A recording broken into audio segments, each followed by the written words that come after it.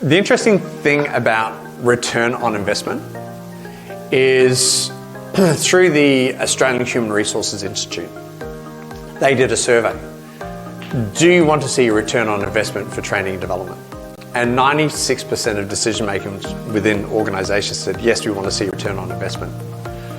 Then they did a post-survey to that, to those same decision makers, and said, did you audit to see there was a return on investment of the training? And only like 4% of people actually did. But if you do look at why people conduct training, and maybe I'll cite a couple of examples.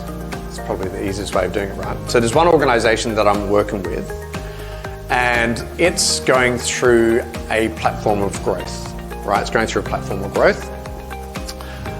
It's recently been listed on the Australian Stock Exchange, and essentially what it knows, in order for it to achieve its objectives, it can only do this with having competent and committed people that builds the culture of the organisation that it wants. Because what it knows is that if it doesn't get the culture right, if it doesn't get the engagement right, if it doesn't get the support right from its people, there is no way that this organisation is going to grow. Yeah? And so from one organisation, what they're wanting is to build competence and commitment, and the return on investment comes through shareholder investment, right?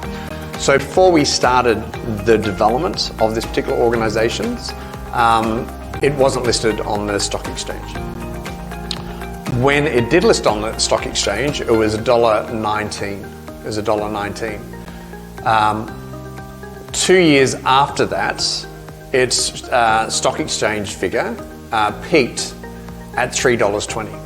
At $3.20, right? COVID came in, it's down to $2.50, and I think today it's about $2.60.